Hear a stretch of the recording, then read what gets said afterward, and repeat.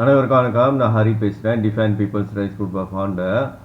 Okay, இந்த video நான் எதுக்கு செய்கிறேன்னா, இந்த மஸ்ஜித் இந்தியாவில் தேவி ஸ்ரீ பத்ரகாளி அம்மன் டெம்பிள் இஷ்யூ இதை பற்றி பேசுகிறதுக்கு.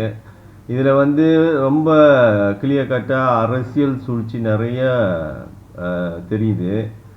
ப்ளஸ் வந்து நிறைய சென்டிமெண்டல் அடிப்படையில் உங்களை ரொம்ப ட்ரிகர் பண்ணுறாங்க. அந்த டெம்பிள் வந்து 130 வருஷம் டெம்பிள் அப்படிலாம் சொல்லிட்டு.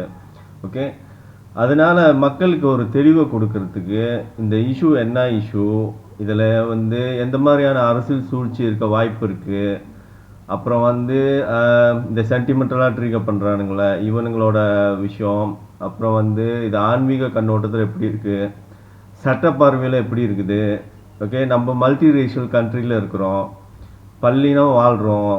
ஓகே, நம்ம கடைசியாக இதை வந்து ஒரு இந்த நாட்டோடைய அமைதியை சீர்குலைக்காமல் இந்த பிரச்சனைக்கு என்ன சொல்யூஷன் செய்யலாம் அப்படின்னு என்னோட சஜஷனை சொல்கிறேன்.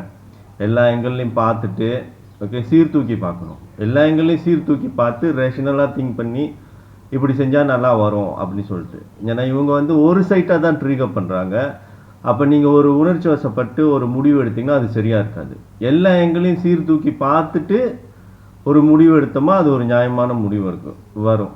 அதனால் நான் இந்த வீடியோவில் வந்து எல்லா எங்கள்லையும் உங்களுக்கு வந்து தெளிவு கொடுக்குறேன். அதை வச்சு நீங்கள் கடைசியாக ஒரு முடிவு எடுக்கலாம். என்னோட முடிவு நான் சொல்கிறேன், நீங்களும் ஒரு முடிவு எடுக்கலாம், இது உங்களுக்கு நியாயமாக தெரியும்னு சொல்லிட்டு. ஓகே, ஸோ பேசிக்கலி இந்த டெம்பிள் என்னென்னா, இவனுங்க வந்து 130 வருஷம் இந்த டெம்பிள் அப்படின்னு சொல்கிற விஷயம் என்னென்னா, நீங்கள் விவேக் படம் ஒன்று, விவேக் வந்து ஒரு வயசான மாதிரி ஒரு காமெடி ஒன்று இருக்கும். ஓகே, இந்த அளவுக்கு தான் மனச பதர்கள் கூட நான் பேசி 500 வருஷம் ஆச்சு, பறவை பண்ணி இது கூட மட்டும்தான் நான் பேசுறது அப்படின்னு சொல்லுவான். ஓகே, ஆனால் யோசிச்சு பார்த்தா விவேக்கே அந்த படத்தில் 500 வயசு இருக்காது. அப்போ எப்படி அவன் 500 வருஷத்துக்கு முன்ன மனச பதர் கூட பேச்சை நிறுத்திருக்க முடியும்? லாஜிக் இடிக்குது தானே. ஓகே, அந்த மாதிரி தான் இந்த கோயில். அங்கே இருக்கிற கோயில் வந்து 12 வருஷத்துக்கிட்ட தான் அந்த லேண்டில் இருக்குது. ஆனால் 130 வயசு எப்படி வந்துச்சு? ஓகே, அப்போ இவனுங்க அந்த மாதிரியான ஒரு பொய்யை சொல்லி தான் இந்த உங்களை வந்து இழுக்கிறானுங்க. அதாவது அந்த விஷயத்தை திரும்பி பார்க்க வைக்கிறானுங்க. ஓகே, மொதல் விஷயம். ரெண்டாவது, அங்கே ஒரு மஸ்ஜித் வரப்போகுது. இந்த கோயிலை இடிச்சிட்டு ஒரு மஸ்ஜித் கட்டுறது வந்து உங்களை வந்து சேலஞ்ச் பண்ணுற மாதிரி இருக்கும். இப்போ எதுக்கு எங்களோட கோயில், இந்து கோயிலை உடைச்சிட்டு அங்கே மஸ்ஜித் கட்டுறீங்க அப்படின்னு சொல்லிட்டு உங்கள் மதத்தை சேலஞ்ச் பண்ண மாதிரி ஒரு விஷயத்தை வைக்கிறானுங்க. ஓகே, ஸோ அப்படி வைக்கிறப்ப உங்களுக்கு வந்து ஒரு உணர்ச்சி பொங்க இந்த ரெண்டு இஷ்யூவில். ஓகே, இவ்வளோ பழமையான கோயில், இதை இடிச்சுட்டு ஒரு மஸ்ஜித் கட்ட வேண்டிய அவசியம் இருக்கான்னு சொல்லிட்டு உங்களுக்கு ஆத்திரம் வரும். ஓகே, இதை தான் அந்த அரசியல்வாதிகள் ட்ரிகர் பண்ணுறானுங்க. உங்கள் உணர்ச்சியை வந்து ட்ரிகர் பண்ணுறானுங்க அரசியல்வாதிகள். அதில் உள்ள பொய் என்னன்னா, அது 130 வருஷம் கோயிலே கிடையாது, அது 12 வருஷம் கோயில் தான். எங்கேயோ ஒரு இடத்துல இருந்திருக்குது, பல வருஷமாக, நூறுக்கணக்கான வருஷமாக ஒரு இடத்துல இருந்திருக்கு. அதை ரீலோகேட் பண்ணி இங்கே எடுத்து வந்திருக்கானுங்க.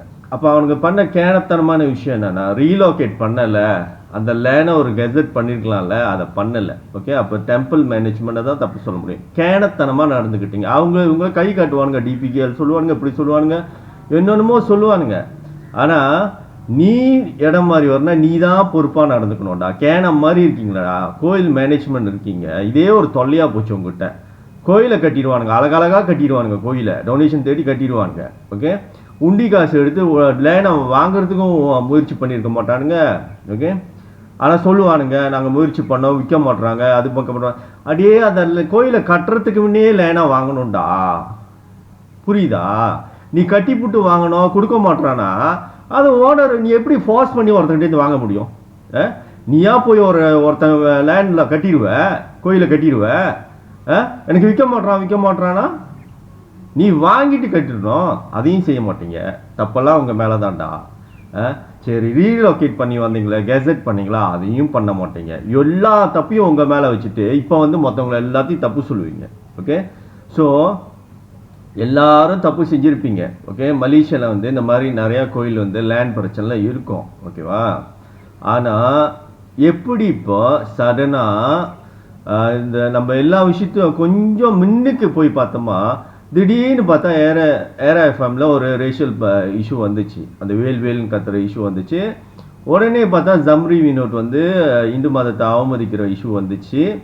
அடுத்தது தொடர்ச்சியாக இந்த மாதிரி ஒரு இஷ்யூ, அதாவது இந்த டெம்பிளை வந்து எடுத்துட்டு அந்த அந்த லேண்ட் ஓனர் வந்து மஸ்ஜித் கட்ட போகிறான் அப்படின்னு சொல்லிட்டு. ஓகே, ஸோ இதெல்லாம் எதை காட்டுதுன்னா, இது ஒரு கோ இன்சிடென்ட் மாதிரி தெரியல, இது வந்து ப்ரீ பிளான் பண்ணி தான் செய்கிற மாதிரி இருக்குது.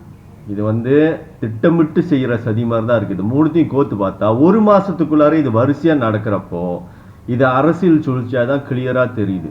ஓகே ஓகே அதை எப்படி யூஸ் பண்ணியிருப்பாங்கன்னா, இந்த லேண்ட் ஆல்ரெடி ப்ராப்ளமாக இருக்குது, இதில் மஸ்ஜித் கட்டுறோன்னு சொல்லுவோம். அதாவது அதோட ஒரிஜினல் இஷ்யூ என்ன இருந்திருக்குன்னா, லேண்ட் ஓனர் வேற ஒருத்தனாக இருந்திருப்பான், இவங்க வந்து அதை வாங்குறதுக்கோ இல்லை அது பேச்சுவார்த்தை நடந்துட்டுருக்குறான், அதில் மஸ்ஜித் தான் கட்டணும்னு சொல்லணும், அப்போ தான் இது வந்து ஒன்றும் வெடிக்கும், அந்த பிரச்சனை ஒரு ரேஷியல் பொலிட்டிக்ஸாக ரேஷியல் ப்ராப்ளமாக இது வெடிக்கும் அப்படின்னு சொல்லி சூழ்ச்சி, இப்போ அரசியல்வாதிகள் சூழ்ச்சி பண்ணுறது தான் எனக்கு தெரியுது. ஓகே, ஸோ அப்படி போகிறப்போ இப்போ அவனுங்க என்ன ஆஃபர் கொடுக்குறானுங்கன்னா, கவர்மெண்ட் என்ன ஆஃபர் கொடுக்குறான்னா, உனக்கு ஒரு புதுசாக ஒரு லேண்ட் கொடுக்குறேன், கோயில் கட்டுறதுக்கு லேண்ட் கொடுக்குறேன். ஓகே, அதோட ஓனர் இருக்கிறான்ல, அவன் ஒரு டெவலப்பர்.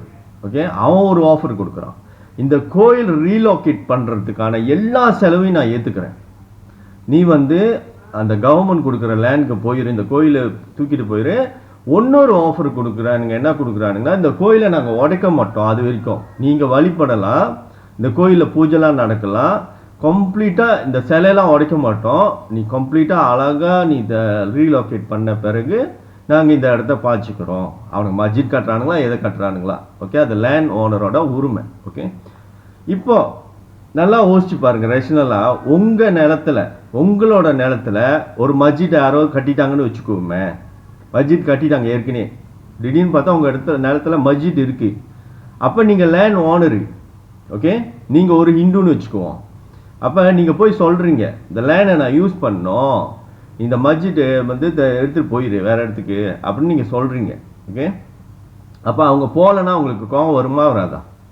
ஓகே, அந்த நேரத்தில் நீங்கள் இப்படி ஒரு ஆஃபர் கொடுத்தீங்கன்னா, உனக்கு லேண்டும் நான் கொடுக்குறேன், இந்த மஸ்ஜிட்டை நீ ரீலோகேட் பண்ணுறது காசும் நான் கொடுக்குறேன், போயிரு, தயவு செய்து போயிரு என் நிலத்தை விட்டு சொல்கிறப்ப நீங்கள் அப்பயும் போகலன்னா, அவங்க அப்பயும் போகலன்னா அவங்களுக்கு எவ்வளோ கோவம் வரும்? அவளுக்கு கோவம் தானே மலேஸ்க்கு இப்போ நம்ம மேலே வரும். அதெல்லாம் யோசிச்சு பாருங்கள், ஒரு மனசனாக இருந்து யோசிச்சு பாருங்கள், கோவம் வருமா இல்லையா? இவ்வளோக்கு அநியாயமாக ஒரு அராஜகமாக இருந்தோமா, கோவம் வருமா இல்லையா? அதுதான் நம்ம யோசிக்கணும். நம்ம மல்டி ரேஷியல் கண்ட்ரியில் இருக்கிறோம். ஓகேவா, நம்மளுக்கு ஒரு நியாயம், அவங்களுக்கு ஒரு நியாயமா? அவங்க இடத்துல நம்ம அதே இடத்துல நம்மளை திருப்பி வச்சு பார்த்தா நம்மளுக்கு கோவம் வருது தானே. அப்போ இந்த இடத்துல மலேஸ்க்கு கோவம் தான் நியாயம் தானே. ஓகே, இப்போ பாருங்கள், ஏஆர்எஃப்எம் பிரச்சனையில் நம்மளுடைய மதம் வந்து அவமதிக்கப்பட்டப்போ தப்பு யார் மேலே இருந்துச்சு? முஸ்லீம் ஆளுங்க மேலே இருந்துச்சு.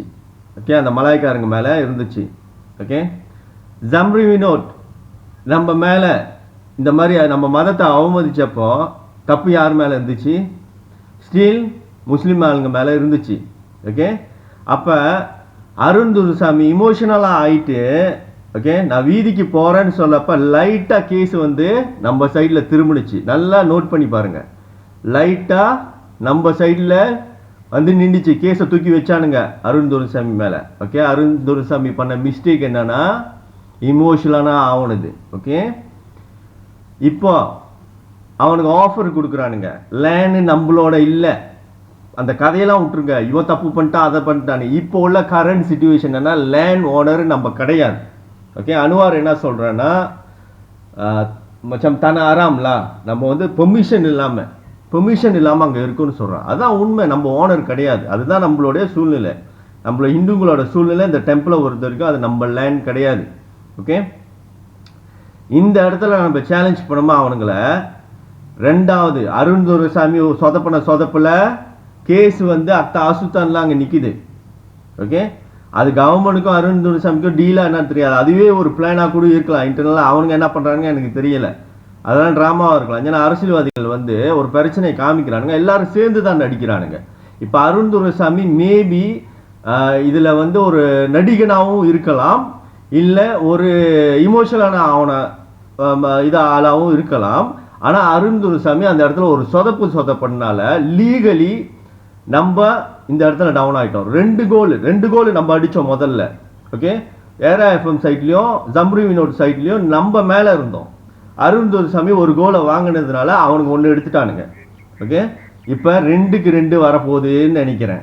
இந்த இடத்துல நம்ம சேலஞ்ச் பண்ணோமா, இந்த அவனுக்கு கொடுக்குற ஆஃபரை எடுக்காமல் சேலஞ்ச் பண்ணோமா, லீகலி நம்மளுக்கு எந்த ஸ்டாண்டும் கிடையாது, நியாயப்படியும் நம்மள்கிட்ட எந்த நியாயமும் கிடையாது. ஏன்னா அவன் வந்து பெஸ்ட்டான ஆஃபர் கொடுக்குறான். ஓகே, லேனும் கொடுக்குறான். ஓகே, ரீலோகேட் பண்ணுறதுக்கான செலவையும் அந்த டெவலப்பரே ஏற்றுக்கிறான். ஓகே ஓகே அப்போ நீங்கள் சேலஞ்ச் பண்ணிங்கன்னா என்ன ஆகும்னா 2-2. அவங்க 2 தப்பு பண்ணிட்டாங்க, நம்ம சைடில் 2 தப்பு பண்ணிட்டோம், மானம் போகும். ஓகே, மலேஸ்க்கு நம்ம மேலே ஆத்திரம் வரும்.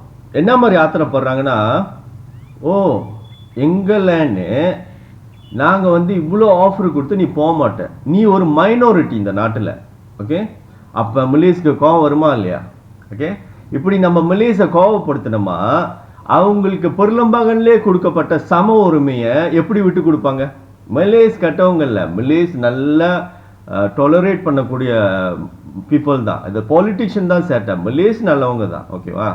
ஆனால் நம்ம வந்து மலேஸை ஆத்திரப்படுத்திக்கிட்டு இருந்தோமா, நம்ம போய் சேலஞ்ச் பண்ணிக்கிட்டு ஆத்திரப்படுத்திமா அவங்களுக்கு அந்த கருவம் வச்சுருப்பாங்க மனசில். ஏன்னா தப்பு நம்ம மேலே, தப்பு நம்ம சைடில் இந்த விஷயத்தில். ஓகே, ஏன்னா அந்த ஈகோ. ஓகே, மஸ்ஜித் வரப்போது இது வந்து நம்மளோட உணர்ச்சியை கலருது. கோயில் எடுத்துட்டு மஸ்ஜிட்டா அப்படின்னு சொல்லிட்டு. ஓகே, நல்லா சிம்பிளாக புரிஞ்சுங்க. கோயில் வந்து நம்மளுக்கு வந்து வழிபடுறதுக்கு கோயில் வேணும்னா கோயிலுக்கு இடம் கொடுக்குறாங்க. நம்ம கோயில் இல்லாமல் போகிறதில்ல, இருக்கு. ஓகே, அவன் லேண்டில் அவன் மஸ்ஜித் கட்டுறனா கட்டட்டும், அதில் வந்து அரசியல் சூழ்ச்சி இருக்கு, நம்ம உணர்ச்சியை கிளறானுங்க, அவ்வளோதான். அதை உணர்ச்சி படாமல் விட்டுட்டிங்கன்னா சரி கட்டிட்டு போ, அல்லா கோயில் தானே, சாமி அவங்களோட சாமி கோயில் தானே கட்டுறாங்க, கட்டட்டுமே, விட்டுருங்க. நம்ம லேண்ட் இல்லை, அவன் லேண்டு கட்டட்டுமே. ஓகே, அதில் சேலஞ்ச் பண்ணிங்கன்னா அந்த அரசியல் சூழ்ச்சியில் நம்ம மாட்டி அசிங்கப்படுவோம். இந்துக்கள் வந்து ரொம்ப ரேசிஸாக இருக்கானுங்க, புரிஞ்சிக்க மாட்டுறானுங்க. இந்துனாலே பிரச்சனை இந்த நாட்டில் வந்து, இந்துனால சரியான தொல்லை அப்படின்னு வரும். அது ஏன் வந்துச்சுன்னா இந்த குரூப்பு இந்த இறங்கி பேசுத அம்பிகா ஸ்ரீனிவாசனும் அந்த இவருக்கான சுரேன் அருண்துரைசாமி அவரை சேர்ந்துக்கிறான் அதில். ஓகே ஓகே இவனுங்க வந்து அதை வந்து அதை எடுத்து நடத்துகிறானுங்க முன்னுக்கு. என்னோட சந்தேகம் என்னன்னா, இது அரசியல் சூழ்ச்சி. நான் சொன்னேன்னே, இந்தியன்ஸுக்கு பொலிட்டிக் பார்ட்டி ஆரம்பிக்கிறதுக்கு, இந்தியன்ஸுக்கு ஒரு தலைவனை நிறுத்துறதுக்கு என்னை பொறுத்த வரைக்கும் என்னுடைய சந்தேகம், இவனுங்க வந்து புது முகம். ஓகே, ஏன்னா எல்லாம் சொதப்பிடுச்சு, இடையில பூந்து எல்லாத்தையும் அடிச்சு போட்டேன். எம்ஐசி ஜம்ரி வினோட்ல இஷ்யூவில் ஹீரோவாக போனால் அதையும் அடிச்சு நொறுக்கிட்டேன். ஓகேவா? உரிமை கட்சி மேலே நான் ஒரு கேஸே வச்சுருக்கிறேன், பெரிய சாலிட்டான ஒரு ஊழல் கேஸே பண்ண மாதிரியான ஒரு விஷயத்தை வச்சுருக்கிறேன் அந்த 1.5 மில்லியன் டொனேஷன் கலெக்ஷனில். ஓகே, வேதமூர்த்தியெல்லாம் சிம்பிளாக தள்ளி விட்ருவாங்கிட்டு. ஓகேவா? அந்த ஆள்கிட்ட எந்த பேஸும் இல்லை. ஓகே, ஸோ இப்போ எனக்கு புரியுறது வந்து ஒரு இவங்க புது ஹீரோவாக இருக்குது, புது ஃபேஸ்லாம், புது ஃபேஸ் மாதிரி இருக்குது. ஏன்னா இந்த அம்பிகா ஸ்ரீனிவாசன் இந்த சுரேன் இருக்கான, இவன் ஏற்கனவே எம்பியாக இருந்தவன், பார்லிமெண்ட்டில் எம்பியாக இருந்தவன். ஓகே, ஸோ இப்போ நான் வந்து ஒரு அரசியல்வாதியோட ஏற்கனவே அரசியல்வாதியாக இருந்தவன். ஓகே, இந்த டீமை பார்த்தாலே தெரியுது, இது இந்தியன்ஸ்க்கு ஒரு அரசியல் கட்சியை உருவாக்கக்கூடிய சக்தி உள்ள டீம் இது. ஓகே, இந்த டீம் இறங்கியிருக்குது. ஓகே, இந்த டீம் கிட்ட ஏதாவது நியாயம் இருக்குன்னு பார்த்தா முதல் லைனே பொய் மாதிரி இருக்கு. இந்த கோயில் வந்து 100 எத்தனையோ வருஷம் அது பொய். அந்த கோயில் 12 வருஷம் கிட்ட தான். ஓகே, அப்போ விட்டு கொடுக்குற தன்மை இல்லாமல் அது அங்கே தான் இருக்கும். இந்த மஸ்ஜிட்டை வேணா வேற இடத்துல கட்டிங்க, இந்த மஸ்ஜிட்டுக்கு நாங்கள் சஜஸ்ட் பண்ணுறோம் வேற இடத்துல. ஓகே, லேண்ட் ஓனர்கிட்ட சேலஞ்ச் பண்ணிக்கிட்டு, இந்த மல்லேஸ்க்கு என்ன மாதிரி புரியும்? நம்ம மல்டி ரேஷியல் கண்ட்ரியில் இருக்கோம், அவங்க இடத்துல நம்ம இருந்தோமா நம்மளுக்கு கோவம் வரும் தானே. அப்படி நம்ம யோசிக்கணும். நம்மளுக்கு இப்போ ஆக முக்கியம் என்னென்னா, இந்த நாட்டுடைய மக்களோட ஒற்றுமை நம்மளுக்கு முக்கியம். அரசியல்வாதிங்க நம்மளை பிரிக்க பார்க்குறானுங்க. இவனுங்களோட ரெந்தாலே நீங்கள் போனீங்கன்னா இவனுங்க கொடுக்குறானுங்கள ஒரு ரெந்தா, இவனுங்களுக்கு லாபம். அங்கே அனுவார் வந்து அழகாக சொல்லிட்டு போயிட்டான், இவங்க வந்து நாங்கள் இவ்வளோ ஆஃபர் கொடுத்துட்டோம், இவங்களோட ரேசிஸ் மாதிரி உள்ள குரூப் வந்து இதை வந்து சண்டை போட்டுக்கிட்டு நிற்கிதுன்னு அவன் வந்து குத்தி விட்டு போயிட்டான் அனுவார் அங்கிட்டு. ஓகேவா?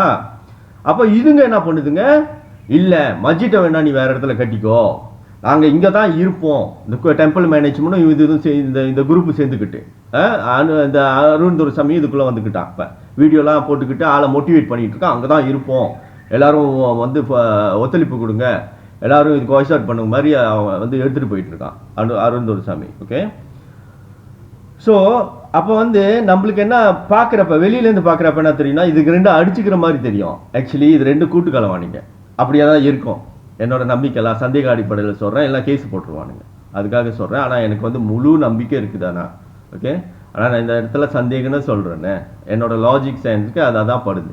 ஓகே, அரசியல்வாதி இப்படி தான் வேலை செய்வான், வெளியில் அடிச்சுக்கிற மாதிரி நடிக்கிறானுங்க.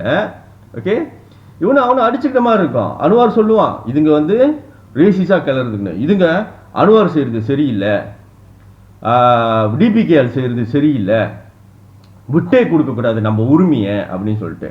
அப்புறம் சில இது இன்ஃப்ளூயன்சர் வேற, இது நம்ம கோயில், அந்த சென்டிமெண்டல், இது நம்மளோட உரிமையை விட்டு கொடுக்கக்கூடாது, இது 10,000 வருஷம் கோயில் கூட சொல்லிடுவான் போல விட்டா. சொல்லுங்கடா, அந்த விவேக் சொன்ன மாதிரியே மனசை பதற கூட பேசி 500 வருஷம் ஆச்சுன்னு சொல்லு போயிட்டு, அந்த மாதிரி சொல்லிட்டு போயிட்டுரு. ஓகே, ஸோ அந்த கோயில் 12 வருஷத்துக்கிட்ட தான். ஓகே, அப்போ லேண்ட் ஓனர் நம்ம இல்லாதனால லீகலி இது கோர்ட்டில் போய் சேலஞ்ச் பண்ணுறப்ப நம்ம தோற்று தான் போவோம். ஓகே, தோற்று போனாலும் இந்த நாட்டில் நம்மளுக்கு நியாயமே கிடைக்க மாட்டேங்குது. இந்த டீம் வந்து பேசி பேசி பேசி நம்மக்கிட்ட வந்து இவங்க தான் நம்மளுக்காக போராடுற மாதிரி காட்டிக்கிட்டு, இதெல்லாம் போராட்டமா? நான் சொல்லுங்கள், மக்களை இப்படி ரேசிஸாக ட்ரீகர் பண்ணி எடுத்துகிட்டு போகிற குரூப் வந்து நம்ம உரிமையை காப்பாற்றுற குரூப்பா? மக்களை வந்து முட்டாள்தனத்திலே வச்சு திணிக்கிற குரூப் வந்து நம்மளுக்கு வந்து உரிமையை காக்கிற குரூப்பா? சொல்கிறேன், இந்த அரசியல்வாதி குப்பையெல்லாம் தூக்கி போட்டுட்டு நம்ம ஒரு நியாயமான நேர்மையான கவர்மெண்ட்டை உருவாக்கணும்னு நான் பேசிக்கிட்டு இருக்கேன். இதனால தான். ஓகேவா, இவனுங்க ட்ராமாவை இவனுங்க நிறுத்த போகிறதில்ல, புதுசாக இவனுங்க செஞ்சுக்கிட்டே தான் இருக்க போகிறானுங்க.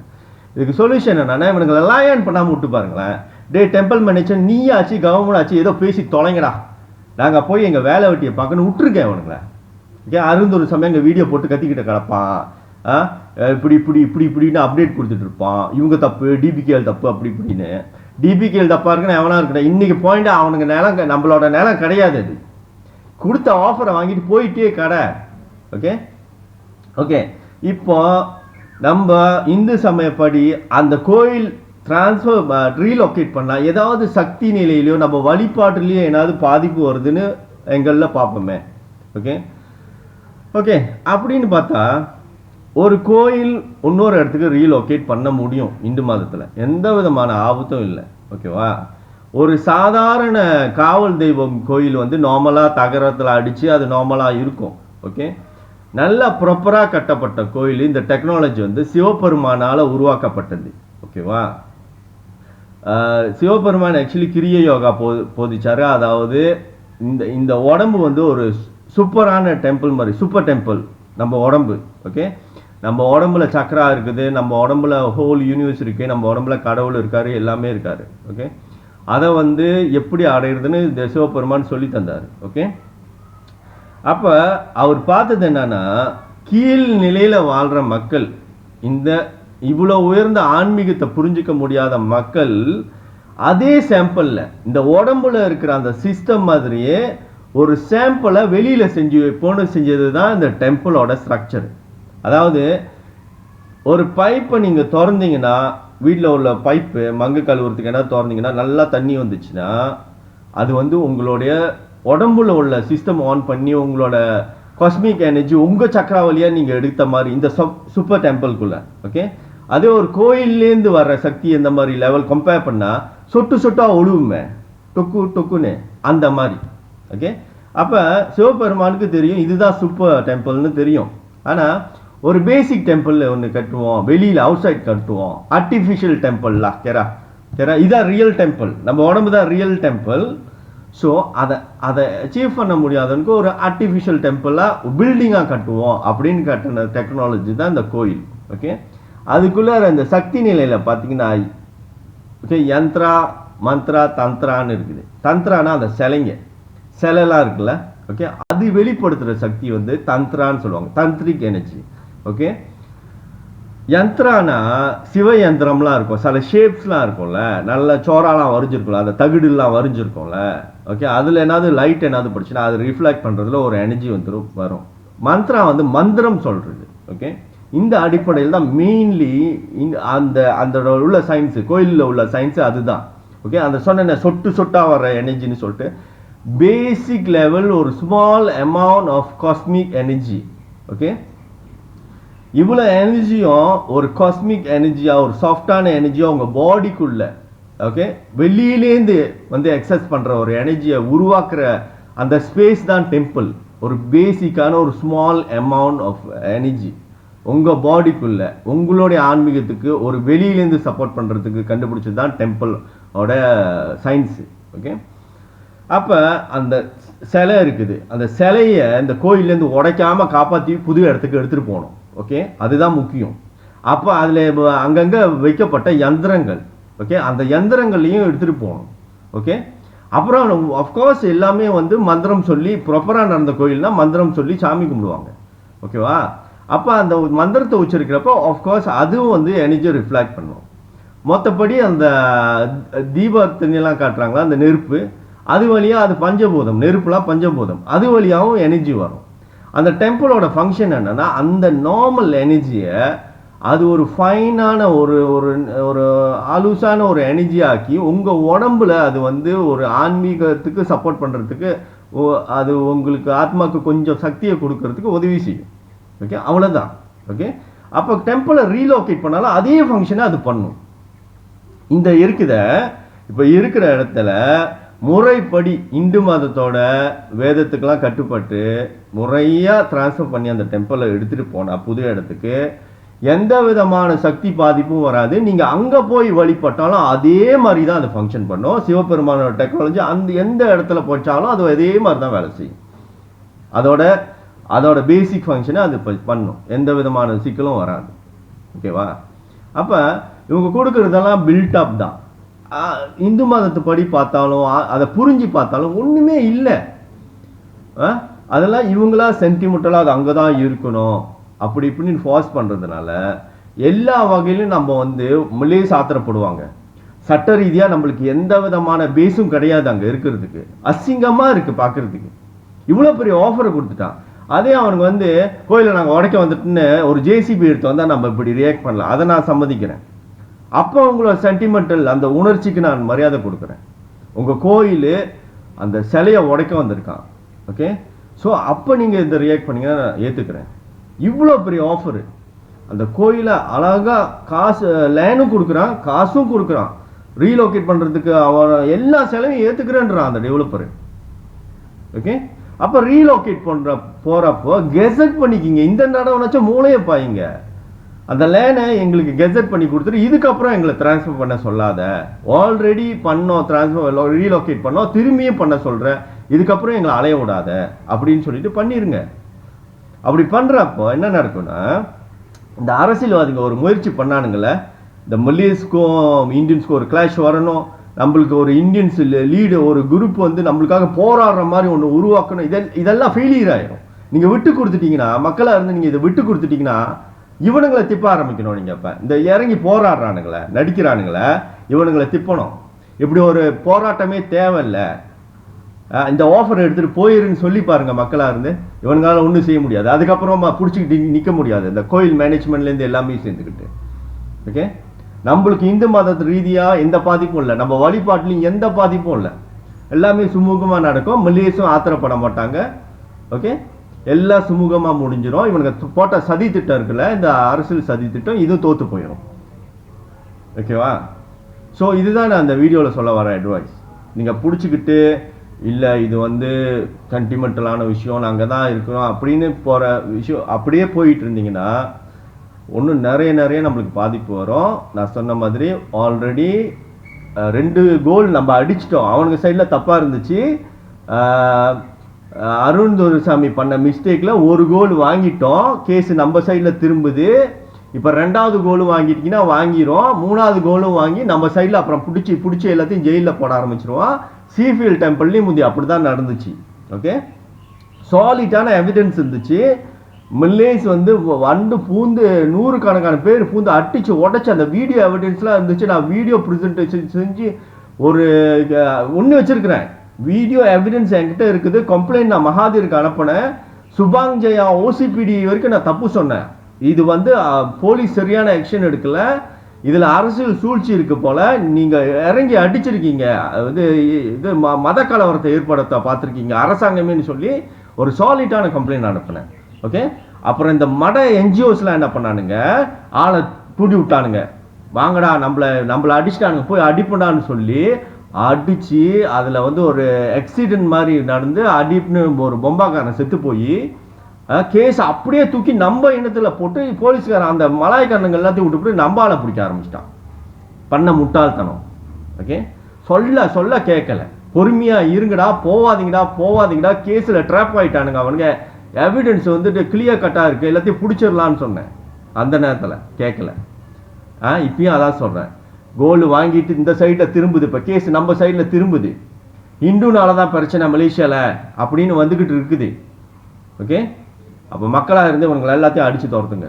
இந்த பிரச்சனை நம்ம கண்டுக்கலன்னா இவனுங்க பாட்டுக்கு கிளம்பிடுவானுங்க. அவங்க பொட்டி படிக்கலாம் தூக்கிட்டு கிளம்பிடுவானுங்க. நம்மளுக்கு இந்தியன்ஸுக்குன்னு தனியாக ஒரு லீடரு தேவையே இல்லை அப்படின்னு நீங்கள் உறுதியாக சொல்லிட்டீங்கன்னா இந்த முயற்சியை திரும்பி எடுக்க மாட்டானுங்க. எதுக்கு ஒரு ரேஷியல் ப்ராப்ளமாக வந்துக்கிட்டே இருக்குன்னா, நீங்கள் ஏதாவது ஒரு இந்தியன் லீடரை பிடிச்சி நிற்பீங்கன்னு சொல்லி தான் இதை தொல்லை பண்ணிக்கிட்டே இருக்கானுங்க. நம்மளை ஒரே அடியாக அடிச்சிருங்க அனுவார் மூஞ்சில். கருமை பிடிச்சோன்னே எங்களுக்கு இந்தியன் லீடரே வேண்டாண்டான்னு சொல்லிடுங்க. இந்த மாதிரி ரேஷியல் பாலிட்டிக்ஸே எங்களுக்கு வேண்டாம். ஒரு தலைவன்னா எல்லா மக்களையும் பாரு அப்படின்னு சொல்லி மூஞ்சில் அடித்த மாதிரி இந்த கவர்னை பார்த்து சொல்லுங்க. இந்த ட்ராமா நின்றுரும். இல்லைன்னா ஓயாது. இந்த மாதம் போச்சா அடுத்த மாதம் ஒரு ரேஷியல் ப்ராப்ளம் எடுத்துகிட்டு வருவானுங்க. ஓகே, நம்மக்கிட்ட இருக்கிற தெளிவு தான். ஓகே, நம்ம எல்லாம் சேர்ந்து வாழணும். இந்த நாட்டோட மக்கள் எல்லாம் சேர்ந்து வாழணும். இப்படி யோசிங்க. அரசியல்வாதி போகிற ரெண்டாலே போகாதீங்க. பிடிச்சி ஏசுங்க அவனுங்களை. எங்களுக்கு வேண்டாண்டா, அந்த ரேஷியல் பாலிட்டிக்ஸே வேண்டான்னு தூக்கி போடுங்க. அப்போ தான் இந்த நாட்டை நம்ம காப்பாற்ற முடியும். இந்த மாதிரியான டெய்லி சண்டே நம்ம நிறுத்த முடியும். தலைவலி நம்மளுக்கு. ஓகே, ஸோ இதான் நான் இந்த வீடியோவில் சொல்ல வர மெசேஜ். இது சொல்லி நான் இந்த வீடியோ நிறைவு செய்கிறேன். நன்றி, வணக்கம்.